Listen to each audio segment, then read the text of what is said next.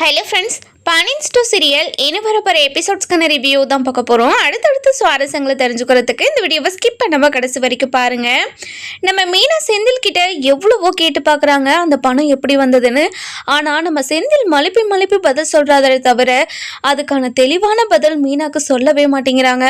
மீனா பயங்கர குழப்பத்தில் இருக்காங்க. இந்த பக்கம் நம்ம மீனா கிட்ட சண்டை போட்டுட்டு செந்தில் ஆஃபீஸுக்கு போயிடுறாரு. எப்படியாவது செந்தில் தப்பு பண்ணுறாரா இல்லையான்னு தெரிஞ்சுக்கணும் அப்படின்னு நினச்சி மீனா நம்ம செந்திலோட ஆஃபீஸுக்கு போகிறாங்க. போன உடனே ஜன்னல் ஓரத்தில் நின்று நம்ம செந்தில் இன்னைக்கு முழுக்க என்ன பண்ணுறாரு அப்படின்னு பார்த்துக்கிட்டே இருக்காங்க. அந்த நேரம் பார்த்து பியூனு நம்ம செந்தில்கிட்ட வந்து பணத்தை கொடுக்குறாங்க. பணத்தை வாங்கின நம்ம செந்தில் அப்படியே கையெல்லாம் நடுங்கிக்கிட்டு அந்த கபோர்டில் வைக்கிறாங்க. இதெல்லாம் பார்த்து நம்ம மீனாக்கு பயங்கரமாக ஷாக் ஆகிடுது. இவர் லஞ்சம் தான் வாங்குறாரு, நம்ம கிட்ட தான் பொய் சொல்லிட்டு இப்படி என்னென்னமோ கதை சொல்லிக்கிட்டு இருக்காரு. இவர் மனசில் இப்படி ஒரு விஷயம் இருக்குதுன்னு சத்தியமாக எனக்கு தெரியல. இந்த விஷயத்த மாமா கிட்ட சொன்னாதான் இவர் திருந்துவாரு.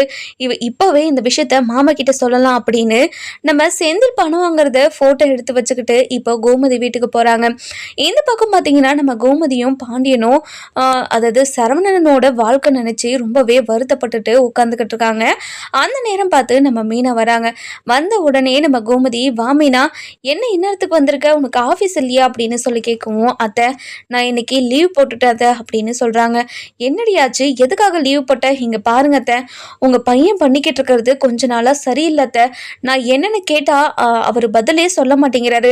தனியா போனதுக்கு காரணம் இதுதான் நினைக்கிறேன் அப்படின்னு சொல்லவும், இதை கேட்டு நம்ம பாண்டியன் இருந்துட்டு, என்னப்பா மீனா என்ன சொல்ற நீ, எனக்கு எதுவும் புரியலையே. இங்க பாருங்க மாமா, கொஞ்ச நாளா உங்க பையன் லஞ்சம் வாங்கிக்கிட்டு இருக்காரு. எனக்கு ஒரு வளையல் வாங்கி கொடுத்தாரு. பீரோல பார்த்தா கட்டுக்கட்டா லட்சக்கணக்கில் பணம் வச்சிருக்காரு. இதெல்லாம் என்ன பண்ணணும்னு அவர்கிட்ட போய் கேட்டா நான் சேர்த்து வச்ச பணம்னு வாய் கூசாம பொய் சொல்றாரு. இன்னைக்கு அவர் பொய் சொல்றாரா இல்லையான்னு சொல்லிட்டு அவரோட ஆஃபீஸ்க்கு போய் பார்த்தேன். பார்த்த உடனே அங்கே அவர் லஞ்சம் வாங்கினதை என்னோட கண்ணால் நான் பார்த்தேன். அதை ஃபோட்டோவும் எடுத்துட்டு வந்திருக்கேன், பாருங்க மாமா அப்படின்னு சொல்லவும், இதை பார்த்த உடனே நம்ம பாண்டியனுக்கு பயங்கரமாக ஷாக் ஆகிடுது. இங்கே பாரு கோமதி, உடனே செந்திலுக்கு ஃபோன் பண்ணி வீட்டுக்கு வர சொல்லு அப்படின்னு சொல்லிட்டு நம்ம பாண்டியன் சொல்கிறாங்க. பாண்டியன் சொன்னபடியே நம்ம கோமதியும் ஃபோன் பண்ணி செந்தில வீட்டுக்கு வர சொல்கிறாங்க. செந்திலும் என்ன ஏதுன்னு தெரியாமல் அப்படியே ஒரு குழப்பத்தில் வீட்டுக்கு வந்துக்கிட்டு இருக்காரு. நம்ம கோமதி இருந்துட்டு, மீனா செந்தில் இப்படியெல்லாம் பண்ணுவான்னு சத்தியமா எதிர்பார்க்கவே இல்லை. அது மட்டும் இல்லாமல் இவரோட அப்பா நேர்மை ஞானம் அப்படின்னு என்னென்னமோ சொல்லி வளர்த்தாரு. இப்போ வரைக்கும் அவன் அப்படி தான் இருந்தான். அவன் எதுக்காக இப்படி மாறினான்னு எனக்கே சத்தியமாக தெரியல அப்படின்னு நம்ம கோமதி ஒரு பக்கம் ரொம்பவே வருத்தப்பட்டுக்கிட்டு இருக்காங்க. அந்த நேரம் பார்த்து நம்ம செந்தில் வீட்டுக்கு வராரு. வீட்டுக்கு வந்த உடனே மீனாவை பார்த்த நம்ம செந்தில் பயங்கரமாக ஷாக் ஆயிடுறாங்க. ஏய், நீ என்ன இங்கே பண்ணுற, நீ ஆஃபீஸுக்கு போலியா அப்படின்னு சொல்லி கேட்கவும், இங்க பாருங்க, நீங்கள் பண்ணிக்கிட்டு இருக்க வேலையெல்லாம் மாமா கிட்ட சொன்னாதான் நீங்கள் திருந்துவீங்க அப்படின்றதுக்காக தான் எல்லா விஷயத்தையும் மாமா கிட்ட சொல்லியிருக்கேன் அப்படின்னு சொல்கிறாங்க. என்ன மீனா, நீ கொஞ்சம் கூட என்னை நம்பவே மாட்டியா? என் மேலே உனக்கு ஒரு துளி கூட நம்பிக்கை கிடையாதா? ஏன் மீனா இப்படியெல்லாம் பேசிக்கிட்டு இருக்க? 2-3 நாளாக என்னை கேள்வி கேட்டு நீ சாவடிச்சுக்கிட்டே இருக்க அப்படின்னு ரொம்ப கோபமாக பேசவும், இதெல்லாம் பார்த்துக்கிட்டு இருந்த நம்ம பாண்டியனுக்கு பயங்கர கோபம் வந்தது. அப்படியே ஒரே அறை தான் பல்லாருன்னு நம்ம செந்திலோட கன்னத்தில் விட்டுடுறாரு. விட்ட உடனே நம்ம செந்தில் பயங்கர ஷாக்கு. அதுக்கப்புறம் நம்ம பாண்டியனை திரும்பி, இங்க பாருங்க, என்னை எதுக்காக அடிச்சிங்க? இங்க பாருடா, நீ லஞ்சம் வாங்கிக்கிட்டு இருக்கிறது எங்க எல்லாருக்கும் தெரிஞ்சிருச்சுடா. இன்னைக்கு மீனா அவங்க ஆஃபீஸ்க்கு வந்தா, நீ லஞ்ச பணத்தை வாங்கி உன்னோட கபோர்டில் வச்சதை அவளோட 2 கண்ணால பார்த்துருக்கா. அது மட்டும் இல்லாம போட்டோவும் எடுத்துட்டு வந்திருக்காடா. உனக்கு வெக்கமா இல்லை? இப்படி ஒரு கேவலமான வேலையை பண்ணியிருக்கே.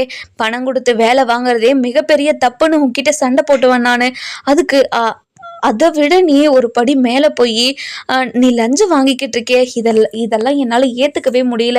எப்பேற்பட்ட குடும்பத்திலிருந்து நீ பிறந்த, ஆனால் இப்படி ஒரு கேவலமான வேலையை பார்த்துக்கிட்டு இருக்க, உனக்கு அசிங்கமாக இல்லை அப்படின்னு சொல்லி கேட்குவோம். அப்பா, அது வந்துப்பா, இங்கே பாருங்கப்பா, இந்த காலத்தில் நேர்மை ஞானம் அப்படின்னு வாழ்ந்தா கண்டிப்பாக நம்மளால் சீக்கிரமாக முன்னேறவே முடியாதுப்பா. இந்த மாதிரி ஏதாவது பண்ணாதான் நம்ம சீக்கிரமாக முன்னேற முடியும் அப்படின்னு சொல்லவும், இதை கேட்ட கோமதிக்கு பயங்கர பயங்கரமா கோவம் வந்துடுது. இங்க பாருடா, என்னடா பேசிக்கிட்டு இருக்க? அப்பாவை பார்த்து நீ என்ன பேசிக்கிட்டு இருக்க? இங்க பாருடா, அப்பா உனக்கு எவ்வளவு நல்லது சொல்லி கொடுத்து வளர்த்தாரு, அது எல்லாம் எங்கடா போச்சு?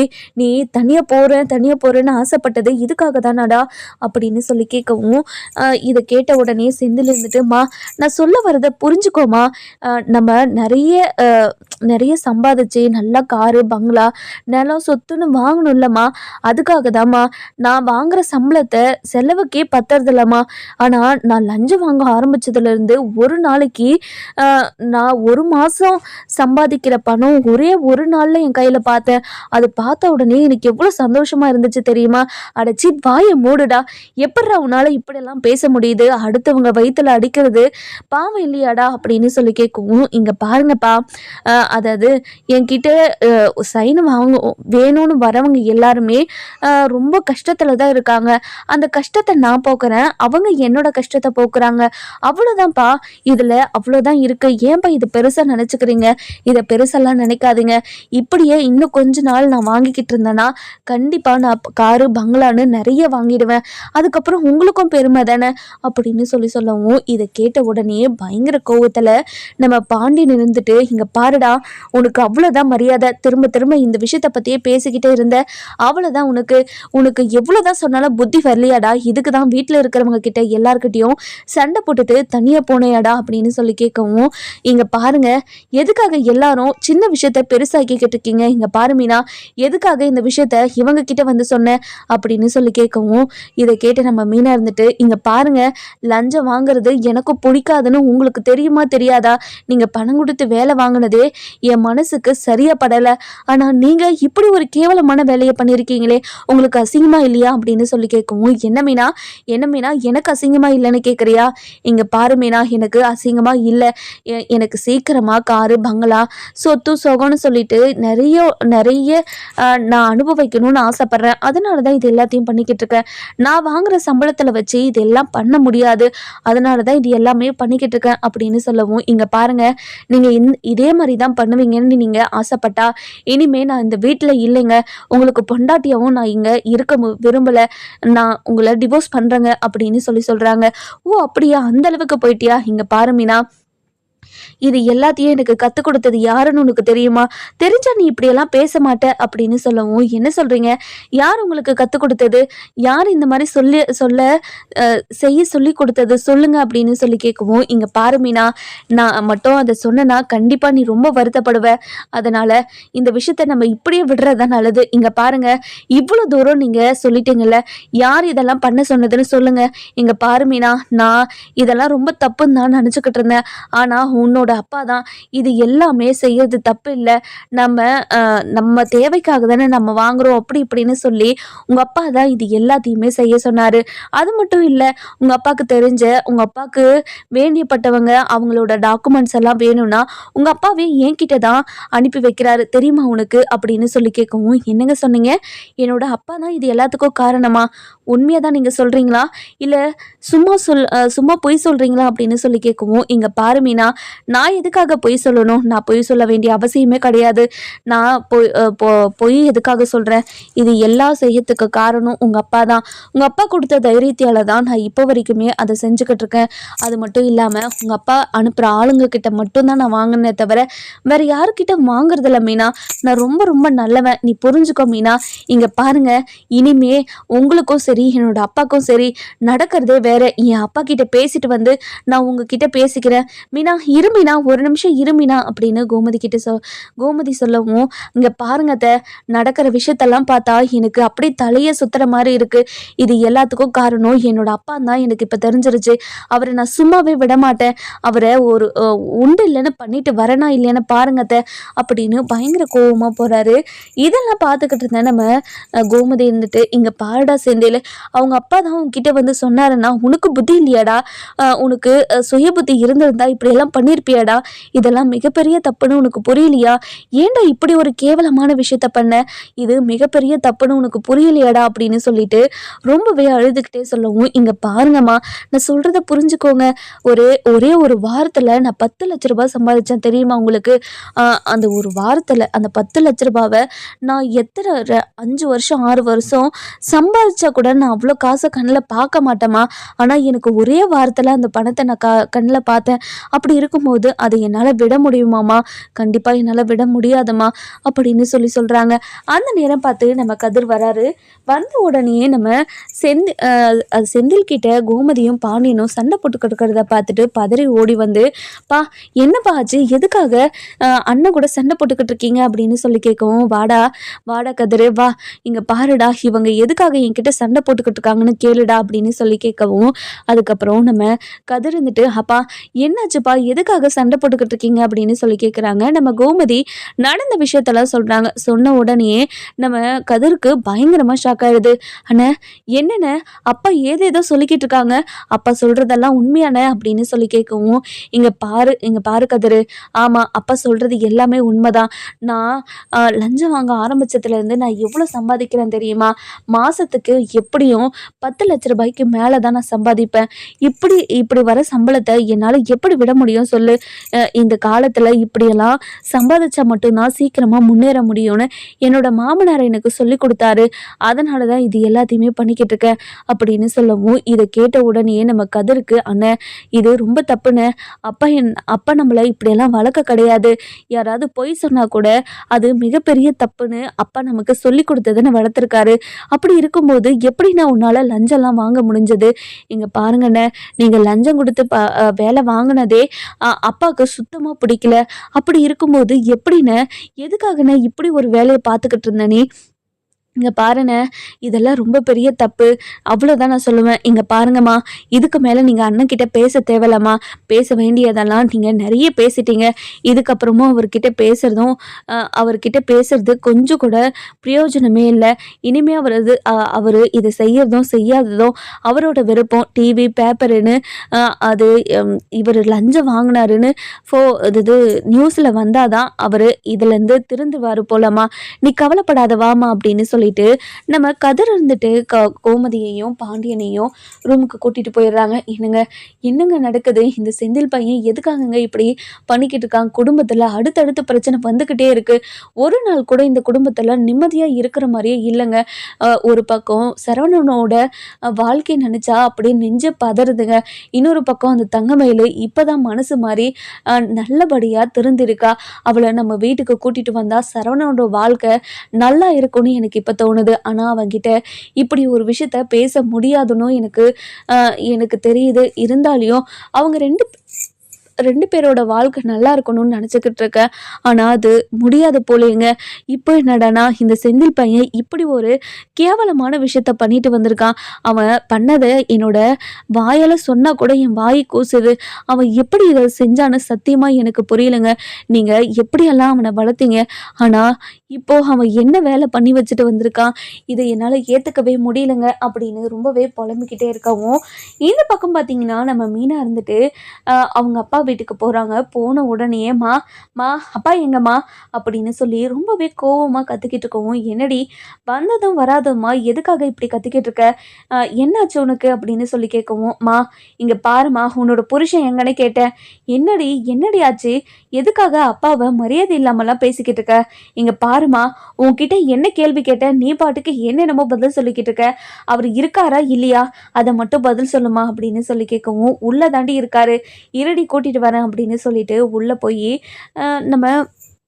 உள்ளே போய் கூட்டிகிட்டு வராங்க. அதாவது நம்ம மீனாவோட அப்பாவை கூட்டிகிட்டு வராங்க. வந்த உடனே மீனா, எப்போ மீனா வந்த, வா மீனா நல்லா இருக்கியா, இங்கே பாருங்கள் உங்கள் நல்லா விசாரிக்கிறதெல்லாம் ஒரு பக்கம் இருக்கட்டும், என்ன வேலை பண்ணி வச்சுருக்கீங்க நீங்கள், உங்களுக்கு யார் இப்படி ஒரு தைரியத்தை கொடுத்தது அப்படின்னு சொல்லி கேட்கவும், இங்கே பாருமா என்னம்மாச்சு, எதுக்காகம்மா இப்படியெல்லாம் என்கிட்ட வந்து பேசுகிற, நான் என்ன பண்ணேன், இங்கே பாருங்கள் நல்லா இருக்கிற குடும்பத்தை நாசமாக்கிறதுக்காக இப்படியெல்லாம் பண்ணிக்கிட்டு இருக்கீங்களா அப்படின்னு சொல்லி கேட்கவும், அடியே என்னடி ஆச்சு, அப்பாவை எதுக்காகடி இப்படியெல்லாம் பேசிக்கிட்டு இருக்க, என்ன ஏதுன்னே சொல்லாமல் நீ பாட்டுக்கு எதையோ பேசிக்கிட்டு இருந்தா எங்களுக்கு எப்படி புரியும், இங்கே பாருமா நான் என்ன பேசுகிறேன் எதுக்காக பேசுகிறேன்னு உன் புருஷனுக்கு நல்லாவே தெரியும், தெரிஞ்சிருந்தோ தெரியாத மாதிரி எப்படி நடிச்சுக்கிட்டு இருக்காருன்னு பாருங்க, இங்கே பாருடி அப்பாவை பார்த்து இப்படியெல்லாம் பேசாதடி, அப்பா ரொம்ப பாவண்டி, ஏன்டி இப்படியெல்லாம் பேசிக்கிட்டு இருக்க அப்படின்னு சொல்லி கேட்கவும், இங்கே பாருங்கம்மா சொல்கிறேம்மா, என் புருஷன்கிட்ட போய் லஞ்சம் வாங்க கற்றுக் கொடுத்துட்டு வந்திருக்காரு இவர், அவரும் இவர் சொன்னாருன்றதுக்காக தைரியமா லஞ்சம் வாங்கிக்கிட்டு இருக்காரு. இதெல்லாம் கேவலமா இல்லம்மா அப்படின்னு சொல்லவும், இதுக்காடி நீ வானத்துக்கும் பூமிக்கும் துள்ளிக்கிட்டு இருக்க? இந்த விஷயம் உனக்கு தெரிஞ்சிருச்சா? இந்த விஷயம் எனக்கு ஏற்கனவே தெரியும்டி. மாப்பிள்ளை லஞ்சம் வாங்கிக்கிட்டு இருக்க விஷயம் அப்பா தான் அதாவது செந்தில் மாப்பிள்ளைக்கு புத்திமதி சொல்லி இப்படியெல்லாம் பொழைச்சாதான் சீக்கிரமா முன்னேற முடியும். சொந்த வீடு, சொந்த காரு, சொந்த பங்களான்னு சொல்லிட்டு வாழலாண்டி. அதனால தாண்டி மாப்பிள்ளைக்கு இப்படி ஒரு விஷயத்த கத்து கொடுத்தாரு உங்க அப்பா. இதுல என்னடி இருக்கு? மா உனக்கு வெக்கமாவே இல்லையாம்மா? எப்படிம்மா உன்னால இப்படியெல்லாம் பேச முடியுது? மா இங்க பாருமா, காசு இருந்தாலையும் இல்லைனாலையும் ஒரே வாழ்க்கை தாம்மா. அது ஏன் மற்றவங்க வயிற்றுல அடிச்சு சம்பாதிக்கணும்? இருக்கிற காசை வச்சுக்கிட்டு சந்தோஷமா வாழ முடியாதாம்மா? எப்படிம்மா உன்னால வாய் கூசாம இப்படியெல்லாம் பேச முடியுது? இங்க பாருங்க, எதுக்கு என் புருஷனுக்கு இப்படி ஒரு பழக்கத்தை நீங்க கத்து கொடுத்தீங்க? உங்களுக்கு யார் அந்த உரிமையை கொடுத்தது அப்படின்னு பயங்கர சத்தமா பேசிக்கிட்டு இருக்கவும், இங்க பாருமா, எதுக்காகமா இப்படி கத்திக்கிட்டு இருக்க? இங்க பாருங்க, உங்களை நான் சும்மாவே விட மாட்டேன். இனிமே நீங்க எனக்கு அப்பாவும் கிடையாது, நான் உங்களுக்கு பொண்ணும் கிடையாது. அதுவும் பொண்ணோட புருஷனு கூட பார்க்காம ஒரு லஞ்சம் வாங்குறதுக்கு கற்றுக் கொடுத்துருக்கீங்களே, உங்களுக்கு மனசாட்சின்றது ஒன்று இருக்குதா இல்லையா? எனக்கு லஞ்சம் வாங்குறது பிடிக்காதுன்னு உங்களுக்கு தெரியும்ல. அப்படி தெரிஞ்சிருந்தோம் என்னோட புருஷனுக்கே இப்படி ஒரு பழக்கத்தை கற்றுக் கொடுத்துட்டு இருக்கீங்க. உங்களை இனிமே நான் ஜென்மத்தில் பார்க்கவே கூடாது அப்படின்னு சொல்லவும், இங்கே பாரு மீனா, ஏன் மீனா இப்படியெல்லாம் பேசுகிற? இங்கே பாரு மீனா, உங்கள் அப்பா கழுத்தில் பார்த்தியா எவ்வளோ போட்டுக்கிட்டு இருக்காரு? ஆனால் உன் புருஷன் கழுத்தில் ஏதாவது இருக்குதா? எதுவுமே இல்லடி மீனா. அதனால தாண்டி எப்படியாவது மாப்பிள்ளைய ஒரு பெரிய இடத்துல உட்கார வச்சு பார்க்கணும்னு அப்பா ஆசைப்பட்டாரு. அதனால தான் மாப்பிள்ளைக்கு இப்படி ஒரு விஷயத்த கற்றுக் கொடுத்தாருடி அப்படின்னு சொல்லவும், இங்கே பாருமா, அவர் கழுத்தில் எதுவும் இல்லைன்னா நீங்கள் எதுக்காக கவலைப்படுறீங்க? அதை பற்றி கவலைப்பட வேண்டிய அது அதை பற்றி நாங்கள் சுத்தமாக கவலைப்படையே கிடையாது.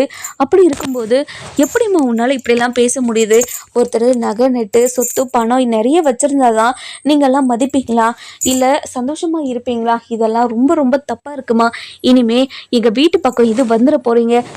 மாப்பிள்ளை பொண்ணுன்னு சொல்லிட்டு யாராவது வீட்டு பக்கம் வந்தீங்க, உங்களுக்கு மரியாதை கேட்டுட்டோம் அப்படின்னு பயங்கர கோவத்தில் சொல்லிட்டு திரும்ப கோமதி வீட்டுக்கு போகிறாங்க. போன உடனே நம்ம மீனா கோமதி கிட்ட, அத்தை எனக்கு கொஞ்சம் தண்ணி கிடைக்குமா அத்தை அப்படின்னு சொல்லவும், உக்காரடி எடுத்துகிட்டு வரேன் அப்படின்னு தண்ணி எடுத்துகிட்டு வந்து நம்ம மீனாக்கு கொடுக்குறாங்க. மீனாவும் அந்த தண்ணியை ரொம்ப மூச்சு வாங்கிக்கிட்டே குடிக்கிறாங்க. இங்கே பாருடி, என்னடி ஆச்சு? கோவமா நீ வீட்டை விட்டு போன? என்னாச்சு? உங்கள் அப்பா கிட்ட போய் ஏதாவது பேசுனியா? இங்கே பாருங்க அத்தை, எனக்கு இனிமே அப்பா அம்மா கிடையவே கிடையாது அத்தை. எனக்கு அப்பா அம்மான்னு இருந்தவங்க எல்லாருமே இறந்துட்டாங்க அத்தை அப்படின்னு சொல்லவும், இங்கே பாரு மீனா, இப்படி ஒரு விஷயத்துக்கு இவ்வளோ பெரிய வார்த்தையெல்லாம் பேசக்கூடாது மீனா. தப்பு பண்ணிட்டாங்களா, அவங்களுக்கு புத்திமதி சொல்லி இனிமே அப்படி ஒரு தப்பு நடக்காதபடி நம்ம பார்த்துக்கணும். அதுக்காக அப்பா அம்மாவே இல்லைன்னெல்லாம் சொல்லக்கூடாது. இங்கே பாருங்க அத்தை, ஏற்கனவே என்கிட்ட எத்தனையோ முறை லஞ்சத்தை பற்றி பேசியிருக்காங்க. லஞ்சம் வாங்க அப்படின்னு என்கிட்ட சொல்லியிருக்காங்க. ஆனால் நான் இது வரைக்கும் ₹1 கூட வாங்கினதே கிடையாது.